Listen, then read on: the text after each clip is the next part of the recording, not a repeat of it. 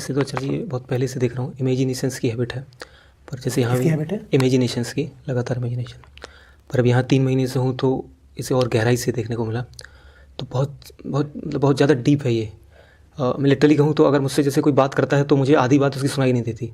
अगर तुरंत मुझसे पूछा जाए कि उसने क्या बोला तो आधे से ज़्यादा तो मुझे पता ही नहीं चलता क्या बोला उसने। तो जैसे आप कहते हैं सार्थक कर्म में डुबो दो तो ये चीज़ें कम हो जाती। तो सार्थक कर्म में भी तो डुबोने के लिए स्टार्टिंग में थोड़ा सा एफर्ट करना पड़ता है और उसमें बार बार ऐसा लगता है फेल हो जा रहा हूँ और उससे डिसअपॉइंटमेंट बहुत ज़्यादा आ जाता है। और ऐसा लगता है कि मतलब कि जैसे मंद बुद्धि टाइप का हो गया हूँ कि मैं रास्ते पर जा रहा हूँ तो रास्ते का पता नहीं, अजीब सा मतलब। और उसका नुकसान होता है कि कुछ भी कर रहा है तो गलती कर रहे हो। गलती ये नहीं है कि मंदबुद्धि हो, गलती है कि उम्मीद करते हो कि तीव्र बुद्धि होगी। अपने आप से उम्मीद बहुत ज्यादा है तो बुरा लगता है जब दिखाई देता है कि ध्यान कम है, एकाग्रता कम है और मंदबुद्धि है। तुम्हें ये अधिकार किसने दिया सोचने का कि तुम जैसे हो इससे बेहतर हो सकते हो? और हम सबके पास अपनी अपनी एक बड़ी प्रकाशमयी आत्मछवि होती है, एक बड़ा रोशन पुतला होता है हमारे पास अपना। वो देखो पहाड़ के ऊपर किसकी मूर्ति खड़ी है? परेश महान, हेल परेश। अरे तुम जैसे हो वैसे ही हो। तुम्हें निराशा इसलिए हो रही है क्योंकि तुम अपनी तुलना उस रोशन पुतले से करते हो। तुम्हारी कोई 100 फीट ऊंची प्रतिमा, वो भी सुंदर और खूबसूरत, हैंडसम बना के टांग दी गई हो, वो झूठी है ना? झूठी है ना? और उसके नीचे एक ताम्र पत्र पर तुम्हारे गौरवपूर्ण कृत्यों का विवरण भी लिख दिया गया है।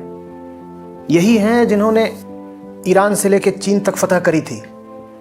यही हैं जिनका IQ 650 है। यही हैं जिन पे दुनिया की सारी हूरें मरती हैं। यही हैं जो एक हाथ से 500 पुशअप मारते हैं। अब इतनी बड़ी तुम्हारी प्रतिमा लगा दी गई और उसके नीचे इतनी बड़ी कहानी तुम्हारे बारे में लिख दी गई। ठीक, अब तुम उस प्रतिमा को देखते हो, कहानी पढ़ते हो और बोलते हो वो कौन है? मैं हूं। उसके बाद तुम बिल्कुल ऐसे फूल करके निकलते हो कि चलो भाई अब पुशअप मारा जाए। और 2 हाथ लगा लेते हो, फिर 4 हाथ लगा लेते हो, फिर 4-5 हाथों का सहारा भी मांग लेते हो और उसके बाद भी 5 पर बिल्कुल फुस। तो वहां तो लिखा था कि एक हाथ से 500 मारते हैं, तो हो नहीं रहा। वो जो प्रतिमा है वो झूठी है, उसमें जो कुछ लिखा हुआ है वो झूठा है। तुम अपनी तुलना उससे क्यों करते हो? इसीलिए तुम्हें निराशा होती है। कहते हो मुझे सुन रहे हो, 100 बार बोलता हूं कि इंसान वृत्तियों का पुतला है। इंसान क्षुद्रताओं का, सीमाओं का एक मलिन पुतला है। अपनी गलतियां देख करके ताज्जुब कभी तुम्हें होना ही नहीं चाहिए क्योंकि तुम वैसे ही पैदा हुए हो। पर नहीं, हमें तो बताया गया है कि साहब हम आसमान फतेह करने के लिए पैदा हुए हैं। और ऐसा ही नहीं कि हमें इधर उधर के लोगों ने बता दिया। हम कहते हैं शास्त्रों ने भी तो यही कहा है कि तुम्हारे भीतर अपार संभावना है ना। संभावना का करोगे क्या? तुम्हारा यथार्थ क्या है, इस पे जीना है या संभावना से कुछ हो जाना है? तुम संभावना से अपनी तुलना कर करके पाओगे क्या? और वो संभावना भी क्या तुमने अपनी खुद खोजी है? तुम्हें तो संभावना का भी पता नहीं हो, तो कोई और बता गया कि तुम ब्रह्म हो, तुम आत्मा हो, तुम अनंत और असीम हो। यथार्थ क्या है तुम्हारा? यथार्थ ये है कि तुम प्रकृति के मिट्टी के ढेले हो जिसमें नख शिख दोष और विकार भरे हुए हैं। और दोषों में एक दोष ये भी है कि जब तुम्हारे दोष सामने आते हैं तो तुम्हें बड़ा दुख होता है। तुम्हें लगता है अरे मैंने ये क्या कर दिया, मेरी छवि तो बड़ी उज्जवल है, इतना रोशन पुतला और इतने काले काम। अरे पुतला ही तो रोशन है ना, प्रकृति तो अंधी है। ये दिमाग का गायब रहना, ये कल्पनाशीलता, ये सब तो मस्तिष्क की हार्ड वायरिंग में है। ये तुमने कोई गुनाह थोड़ी कर दिया, ये तो सबके साथ है। किसी का थोड़ा कम है, किसी का थोड़ा ज्यादा है।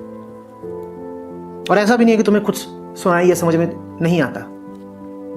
अभी बोल रहा हूं तो आधा ही सुन रहे हो या सुन पा रहे हो, या अभी भी पुतले में ही घुस गए जाके? सुनते तो हो। देखो अभी कैसे देख रहे हो, पूरे सत्र में सो रहे थे और देखो अभी तो जगे ना। जगे कि नहीं जगे? अरे पूरे चलो नहीं, 50-60% तो जगे, पहले तो कुछ भी नहीं था। तुम इतने से संतुष्ट हो जाया करो और यात्रा जारी रखो। मेरी बात बड़ी व्यवहारिक है, समझना। जो सीधे अपनी तुलना आसमान से कर लेते हैं वो झट से उड़ने की कोशिश करेंगे, धड़ से गिरेंगे और फिर पूरे तरीके से निराश होकर, निरुत्साहित होकर के वो जमीन में ही गुफा में घुस के बैठ जाएंगे। गुफा भी नहीं, बिल के अंदर घुस के बैठ जाएंगे। आसमान की ओर निकले थे, घुस गए बिल में। इससे अच्छा यह है कि एक एक कदम बढ़ाओ और अपने यथार्थ को हमेशा याद रखो। ठीक है, आसमान से प्रेम है, आसमान की ओर जाना है। बड़े बूढ़े हमको बता गए कि निर्मल स्वच्छ अनंत आत्मा हमारा स्वभाव है, ठीक है वो बात। लेकिन हम विनम्रता के साथ, ह्यूमिलिटी के साथ इस बात को भूलेंगे नहीं कि हमारी औकात क्या है। आत्मा स्वभाव है, स्वभाव होगी आत्मा, पर टुच्चई तो औकात है ना, वो कैसे भूल जाए? शास्त्र हमें बताते होंगे कि हम निर्मल है, पर हम ये कैसे भूल जाएं कि यहां तो ऊपर से लेकर नीचे तक मल ही मल से भरे हुए हैं। मल से भरे भी हुए हैं और नहाने का मन भी नहीं है। ऐसा ही है ना? तो वो कभी मत भूला करो। आत्मा की ओर बढ़ने के लिए अनिवार्य आवश्यकता है कि कभी अपनी औकात मत भूलो। भूलो मत के भीतर कितने दोष हैं। जो अपने दोषों को याद रखता है वही धीरे धीरे दोषों से मुक्त भी होता चलता है। और दोषों को देख करके अगर तुम्हें बहुत लज्जा आएगी तो जानते हो क्या होगा? 2 काम होंगे। एक तो हो सकता है पाखंड शुरू कर दो, क्योंकि जब लाज बहुत आती है तो लाज के साथ जियोगे कैसे? तुम कहना शुरू कर दोगे मुझ में दोष है ही नहीं, पाखंड करना शुरू कर दोगे कि दोष है, छुपाना शुरू कर दोगे। या फिर कह दोगे दोष है तो क्या हो गया, मैं ऐसे ही हूं, ऐसे ही रहूंगा, मैं तो ऐसे ही हूं। सुना ना बहुत लोग ऐसे बोलते हैं, I am what I am, मैं तो ऐसे ही हूं, मुझे बदलना ही नहीं है। या तो पाखंड शुरू कर दोगे, कहने लग जाओगे मैं ऐसा नहीं हूं, जबकि तुम वैसे हो। या फिर तुम उजड़ और बदतमीज हो जाओगे और अकड़ के बोलोगे अब मैं जैसा हूं वैसा ही हूं, भाई आपका तो ऐसा ही है। और ये दोनों ही बातें घातक होंगी। तो साधक को अपने यथार्थ को लेकर के बड़ी विनम्रता रखनी होती है। इसीलिए बार बार बोलता हूं कि तथ्यों को याद रखो, फैक्ट को भूलो मत, और सत्य के प्रति अगाध प्रेम रखो। कहीं पहुंचने के लिए 2 बातें पता होनी चाहिए ना, तुम कहां हो और तुम्हें कहां जाना है। जहां तुम हो उसका नाम है तथ्य, जहां तुम्हें जाना है उसका नाम है सत्य। दोनों पता होनी चाहिए, दोनों में से एक कोई भूल मत जाना। मैं कैसा हूं मुझे यह भी पता रहे, और मैं कैसा हो सकता हूं मुझे उसके प्रति श्रद्धा रहे। तुम्हें तुम्हारी संभावना भी पता हो और तुम्हारा यथार्थ भी, तुम्हारी औकात भी। ठीक है? और लजाने शर्माने की जरूरत नहीं। मैंने कहा लजाओगे तो या तो पाखंडी हो जाओगे, पढ़ो। लज्जा घातक होती है अध्यात्म में।